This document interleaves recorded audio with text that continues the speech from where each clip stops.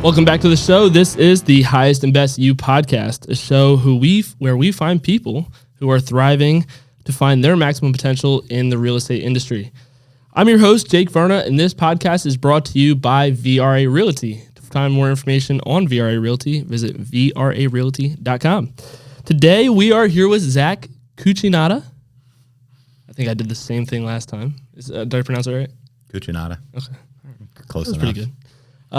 Zack joined VRA 6 months ago as a real estate agent, but go ahead, tell everybody who you are and a little bit about your background. Yeah, it was like a year. But a year ago? Yeah, it was like a year ago, man. Time flies. Right? Yeah, so what really, at least getting into real estate, I did mortgages for a few years and, read Rich Dad, Poor Dad, kind of had that because I had that interest. I was like, man, I feel like there's a lot of potential in this industry. And after reading that, I said, man, I got to get my first investment property. I bought a duplex, a 4-unit, and kind of wanted to network a little bit more in the investing realm. And I went on Bigger Pockets to look up basically local meetups that I could talk to people about investing. And that's how I met Rob, who's an agent here. And I kind of started working with him and got my first live-in flip, is what I call it. So you started as a mortgage lender, and then as a mortgage lender, you went to Rob for him to be your agent.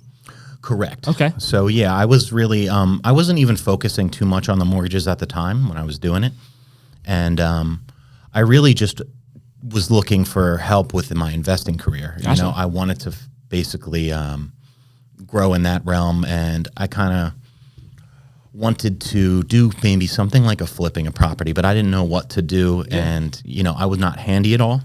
So kind of started working with Rob on his, and because he was like, I basically called him. Yeah. And I was like, hey, man, you have this meetup. Like, can I just show up? And he was like, I'm actually at my flip right now.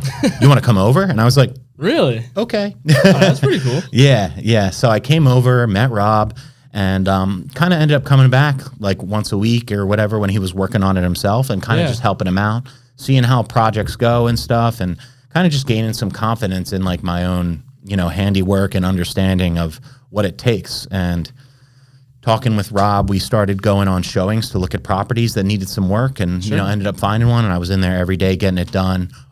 Using the contractors that Rob's used gave me confidence in what I was doing, and brought it to finish and got a 200 equity gain on that. Well, 150 equity gain on it. Wow. Oh, that's awesome. Okay, so you were working with Rob, and then at what point did you get your real estate license? So after I completed that project, I moved into it. So I was living in there with my fiance, pulled out the equity, and got under contract for my actual flip project. Okay. With Rob again, of course. And it took a while to close on this one. As foreclosure, so bank properties go pretty slow. Mm-hmm. And, in that meantime, I was like, you know what, Rob, you're looking for agents we want on your team. I was like, I'm going to get licensed. Would you take me? Yeah. And he was like, yeah, man. So I got licensed. That's awesome. And then you came over to VRA, and you've been working with clients for the past year, not 6 months, for the past year. And talk a little bit about what you've been doing and finding your clients. What do you specialize in when you work with clients? Yeah. So, got licensed last December, and really I've been working on mainly with investors, because that's kind of like what I do. Yeah, that's my niche. And I feel confident in doing it. So there's a lot of people that want a investor savvy agent that's doing it themselves, that kind of knows what's going on. And I work with a lot of clients that, are doing flips, or some normal clients too that are just looking to buy their home. Absolutely. And then as well as a lot of people that, now with the, let's say, higher price of housing and scarcity, a lot of people, not even investors, just kind of want a property that does need, let's say, a handful of work. Yeah. That they can get on essentially like a deal. Mm-hmm. And they are confident in doing work with it, or to it with an agent that maybe has done that before. Yeah. And I think that's huge, Very. It is very. And I was just thinking while you were saying that, I'm like, every single agent that, like, new agents, experienced agents, it doesn't matter what they are, but every single one, they say, are you looking to buy, sell, or invest? And, like, I'd say 90% of those agents I say, like, are you looking to invest? Like, they've never done it themselves. They've only, like, maybe seen a video on it or something. And So I think it's very unique and very helpful and to your clients that you've actually done it. You've been in the field, you've been through an entire transaction. I think one is enough to be able to, confidently go and say to a client that, I know what I'm talking about. And you've done that. And have your clients found success in working with you?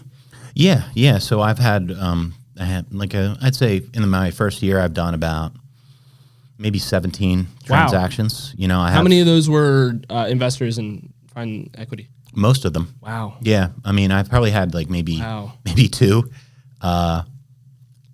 Probably two just like normal buyers. Whoa. And some of them have been, you do a buy side with, let's say, your flipper client. Right. And then the listing too. Right, So there's been some listings in there too, not all buyers. Yeah. But I have one listing now, which is like the tail end of a flip for a client. And I just got another one under contract. I have another person that wants to get into flipping. It's kind of like a live and flip situation. Yeah. House needs a little bit of work. And yeah, it's rolling pretty good. I have another client that's just seemingly was just someone looking for a home. And I think maybe the confidence that she has in me and seeing my projects has given her the confidence to maybe buy something that needs a handful of work, that she keeps showing me these houses and she wants to go after them over something that's turnkey. Right. Yeah. When you get an investor under contract, are you offering to say, hey, I'll help coach you through the flip? Or yeah, pretty much. I'm not going to be there like every day or anything, but I'm always available for a call, stuff like that. Everyone kind of always wants to partner with you on something. Absolutely. So they want to mitigate the risk. And yeah. So I'm not like the biggest fan of partnerships, but I think there's definitely the area for it to make it probably sometimes beneficial for both parties. Right. So absolutely. Well, great. I mean, that we hit your background. I wanted to hit on real estate investing, which we did hit a lot of. But let's hit into a little bit about your personal. So something I want to just begin by saying is, and I said this before the show, I want to reiterate this again, but this show is about, we find real estate agents that are maximizing their success. And in real estate, success is found in many different ways. And I know it's like what do you, like, why, isn't it just selling houses? But no, I mean, you can find success in tons of different ways. And the way that you found your success in real estate is by real estate investing personally, and now that's affected, your clients as well. But talk about some of the projects that you have going on, and how you're finding them, what's your strategy, kind of give me the rundown. Yeah, so most of the deals that I find that I work on are actually just right on MLS. So can you say that again? Yeah, I know, right? Yeah, the deals are on MLS. They are there. Every single person is like, everyone's looking for that off-market deal, and the numbers could work better off-market, but sometimes the deal's right in front of you. The thing is, like, off-market sounds really sexy. Yeah, they're like, oh, off-market, wow. Yeah, this guy bring me this deal, No. And most of it is like most of the stuff that you're seeing off-market is from a wholesaler who marks it up $50K. Right. And then they lie to you about the ARV, and you're getting some weird deal that doesn't even make sense after all this. So it's not even off market. It's like sub market. It's just a different market, really. It's just a different market. So if you can get a true off market deal, like I do have one under contract for myself in Westchester right now, and it was just kind of like word of mouth, knowing people, and that's great if you can get one of those. Oh, yeah. They're just rare. It's definitely hard to come by, or you have to do your own marketing, and you could spend easily. I know guys that spend $5,000, $10,000, $15,000, $20,000 on marketing each month to get these off-market deals. I know a wholesaler that I know he said just for an acquisition of a wholesale deal, not even because most of the deals aren't good enough for them to buy because wholesalers. Right. I love wholesalers, but their deals sometimes aren't that great. Mm-hmm. Just an acquisition for a wholesale deal is $6,000. So I understand how hard it is to do that off-market marketing, but continue. Exactly. I mean, they definitely, like, per acquisition, they probably have an average cost of, let's say, $4,000 or whatever. So, sometimes you get a good deal from a wholesaler for sure. I'm not knocking wholesalers or anything. I know a lot of wholesalers that are good friends of mine. Yep. And, I know people who have gotten good deals from wholesalers. It's just that a lot of the times it can be tougher. And it's not as off-market maybe as you want it to be. It's kind of, like I said, just a different market. There's still a ton of investors that they're blasting it out to, unless you have a wholesaler that comes specific to you first, and they're just like, you know what, like, I'm just making a... They all say that. Yeah. Yeah, so it's, but MLS is great, and, you can find deals on there. You just got to search for them, and It's it kind of cuts all the guesswork out of it as far as like doing your own marketing, or maybe you don't have the capital to do your own marketing. You can still be a real estate investor and have success in it for sure. Great. And then you mentioned so you said you have one under contract right now. What's the plan for that one? So the plan for that one is actually I'm going to renovate the property and then move into it myself. Nice. So I'm going to essentially do like my own live-in flip, which I've already done before, but with the one I'm currently in now, I'm just going to rent out. So it's kind of like if I was going to buy a property and burr it, and rent that out, except that I'm kind of just doing like a little switcheroo there. It's like a live and flip burr combo. Yeah, exactly. So yeah, I'm going to rent out my current one, and that should have some nice cash flow on it. I got a nice line of credit on there, so I'm still going to be able to use that for a lot of. Wait, hold on. Are you moving to Westchester? Yeah. Oh, this is amazing. 5 minutes down the road. This is the best thing I've heard all day. You're in Ardmore right now. Oh my gosh, this is awesome. Yeah. All right, let's switch gears a little bit. Real estate investing can be very hard. I think every single person here at VRA, one of the reasons they come here is because they're interested in getting into real estate investing, because there is this real estate investing culture that we have. But at the end of the day, it's really hard, and you get really dragged down. I know there's this one person that's here doing her first project, and every time I talk to her, she's like, "Oh my God, this is so hard. This is not for the weak." And I'm like, yeah, it's not easy. If it was easy, everybody would do it. I said that in the last episode. But how do you stay motivated? I mean, from start to finish through a project, and there's a lot of ups and downs. You're taking a risk because it's an asset. So how do you stay motivated?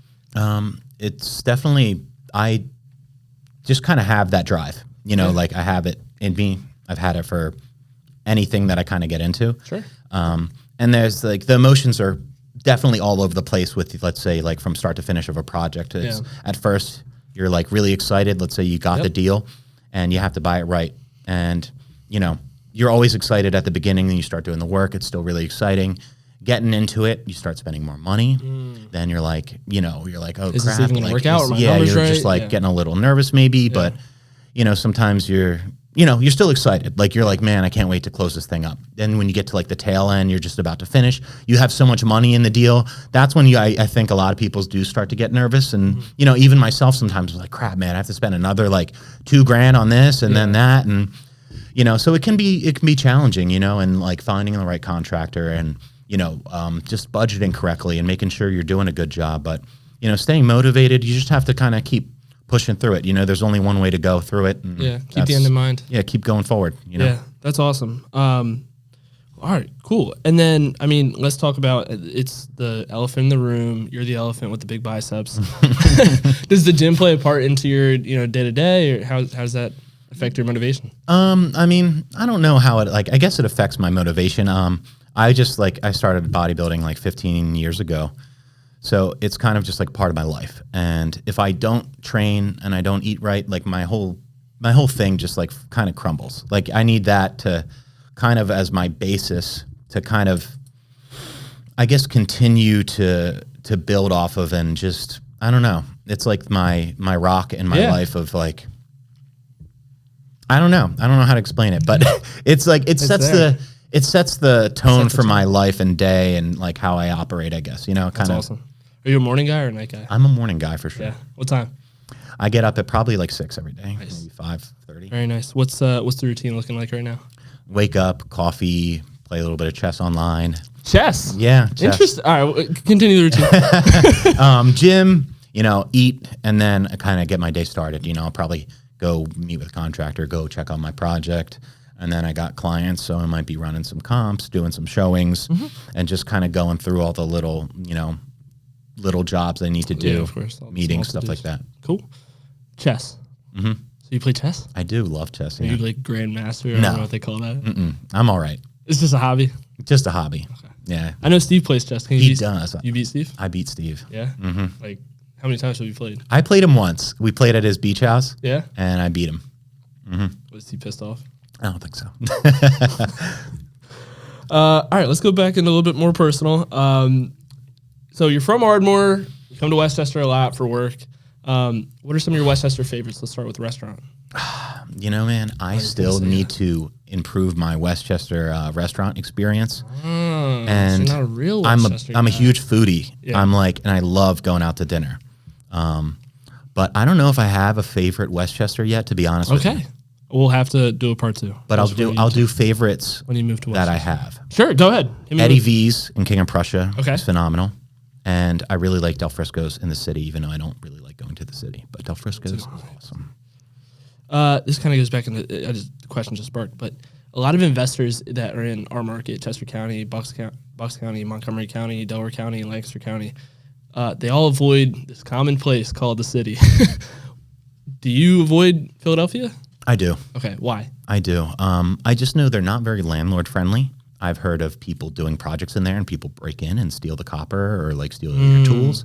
It just seems like more of a hassle, and it's not something I would want to get into, especially when there's plenty out there. Deals, there's so many deals out there, to the point where I'm obviously have too much. Like if I see deals all the time, and I could just put offers in on every property, but I'd be running around like a chicken without a head, And it's like, obviously it's tough to do a project, it's not the easiest thing. And, I think it's good to focus on, let's say 1 or 2 deals that you're managing yourself. Yep.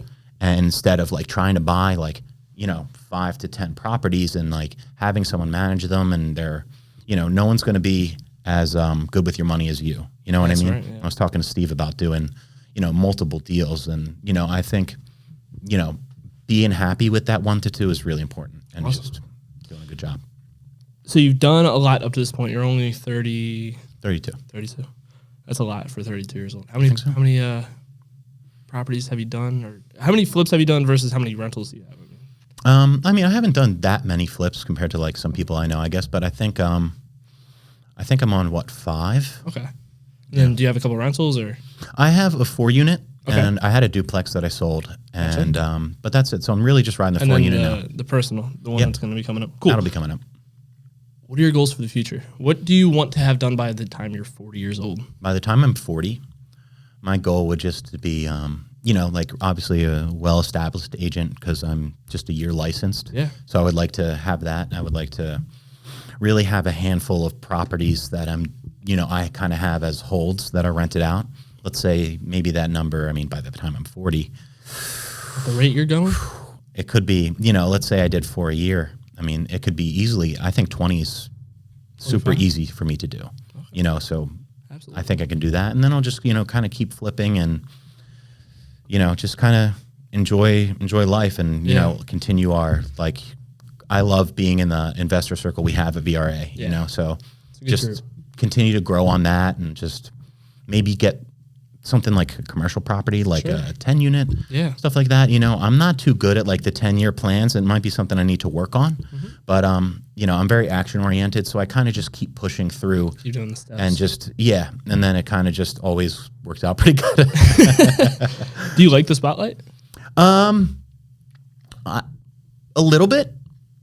Yeah, I definitely like the recognition, and I can always look back on a couple times. Like I used to work at Enterprise Car Sales, and they have a sales matrix. Okay. And I remember one time in my position, I was number 1 out of the whole region, out of like 100-something people, and I couldn't stop staring at it. And like when I used to do mortgages, we had like a leaderboard. Yeah. And I loved seeing my name on that. So I do like recognition, but I don't think I want like too much spotlight or anything like that. Too much attention on me. Yeah, the only reason I asked is I know like guys like Steve, they've built this big company, and then the company, and then another company, and they buy, and company, and it's come to this point where now he's like recognized for all these companies essentially. And I've also talked to other guys that are a little bit more experienced than you have been doing what you have been doing, but they've never like taken that next step to scale and go to the next level, because they just kind of want to keep doing what they're doing and stay in the background and just make their money and just kind of enjoy life, which that sounds what you want to do, which is awesome. That's what I want to do. Just enjoy life. Although I'm on the spotlight with this podcast. Right, me too. Well, great, Zach. We're very proud of you here. I think this was great. And just keep doing what you're doing. Thanks so much for coming on. Awesome, man. Of course, anytime.